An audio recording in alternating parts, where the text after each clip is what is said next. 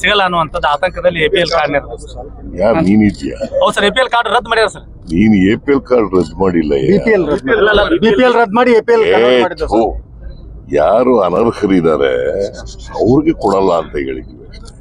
ಈಗ ನಿನಗೆ income tax ಕಟ್ತಾ ಇದ್ರು ಕೊಡ್ಬೇಕಾ? ಅಲ್ಲ ಕೊಡ್ಬೇಕೇನ್ರಿ? ಸರ್ಕಾರಿ ನೌಕರರಾಗಿದ್ರು ಕೊಡ್ಬೇಕಾ? ಅಂತ್ಯವು ಮಾತ್ರ. ಅಂತ್ಯವನ್ನ ಎಪಿಎಲ್ ಕಾರ್ಡ್ ಬಿಪಿಎಲ್ ಕಾರ್ಡ್ ನಿಂದ ಎಪಿಎಲ್ ಕಾರ್ಡ್ ಮಾಡೋದು. ಇನ್ನು ಡಿಸಿಷನ್ ತಗೊಂಡಿಲ್ಲ ನಾವು. ಆತರ ಮಾಡಬಹುದು ಅಂತ ಅನ್ಕೊಂಡಿದೀನಿ ನಾನು. ಇನ್ನು ಫುಡ್ ಡಿಪಾರ್ಟ್ಮೆಂಟ್ ಇಂದ ಕ್ಯಾಬಿನೆಟ್ ಗೆ ಬಂದಿಲ್ಲ, ನಂಬರ್ 1. ನಂಬರ್ 2, ಆತರ ಏನಾರ ಮಾಡಿದ್ರೆ ಯಾರು ಅರ್ಹರಿದ್ದಾರೆ ಅವ್ರಿಗೆ ಕೊಡಬೇಕು, ಯಾರು ಅನರ್ಹರಿದ್ದಾರೆ ಅವ್ರು ತೆಗೆದಾಕ್ಬೇಕು ಅಷ್ಟೇ. ಕೆಲವೊಂದೀಗ ಅರ್ಹರಿದ್ದವ್ರದ್ದು ಕ್ಯಾನ್ಸಲ್ ಆಗಿದೆ ಅನ್ನುವಂತ ನಿನ್ನೆ ಗೊತ್ತಾಗಿದೆ. ಇಲ್ಲ, ಅರ್ಹರಿದ್ರೆ ಕೊಟ್ಟೇ ಕೊಡ್ತೀವಿ. ಅರ್ಹರಿದ್ರೆ ಯಾರಿಗೂ ತಪ್ಪಿಸಲ್ಲ.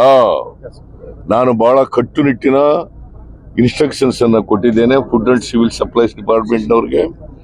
ಯಾರು ಅರ್ಹರಿದ್ದಾರೆ ಅವ್ರು ಯಾರು ಕೂಡ ಕೈ ಬಿಡಬಾರ್ದು.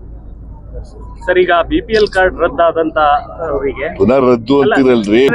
ಏನ್ರಿ ನೀವು ಸರಿಯಾಗಿ ಮಾತಾಡೋದು ಕಲ್ತ್ಕೊಳ್ರಿ. ಅಲ್ಲ ಸರ್, ಅನರ್ಹ ರದ್ದು ಅನರ್ಹ ಅರ್ಹ. ಅದೇ ಸರ್, ಅನರ್ಹರನ್ನ ರದ್ದು ಮಾಡ್ತಿರಲ್ಲ, ರದ್ದು ಮಾಡಿದವರಿಗೆ ಗೃಹಲಕ್ಷ್ಮಿ ಯೋಜನೆ ಈ 2,000 ರೂಪಾಯಿ ಕಟ್ ಆಗುತ್ತಾ ಏನ್ ಸರ್? ನೋಡಪ್ಪ, ಯಾರು ಈಗ ಅದಕ್ಕೆ ಬೇರೆ ಇದಿದಾವೆ, ಮಾನದಂಡಗಳಿದ್ದಾವೆ. ಯಾರಿಗೆ? ಗೃಹಲಕ್ಷ್ಮಿ. ಯಾರು ಇನ್ಕಮ್ ಟ್ಯಾಕ್ಸ್ ಕಟ್ತಾರೆ ಅವ್ರು ಕಟ್ಟಕ್ ಕೊಡಲ್ಲ ಅವ್ರಿಗೆ. ಇದು ಬೇರೆ, ಬಿಪಿಎಲ್ ಕಾರ್ಡ್ಗಳು ಬೇರೆ. ಬಿಪಿಎಲ್ ಕಾರ್ಡ್ಗೂ ಅದಕ್ಕೂ ಹೋಲಿಕೆ ಮಾಡಕ್ ಬರಲ್ಲ. ಗೊತ್ತಾಯ್ತಾ?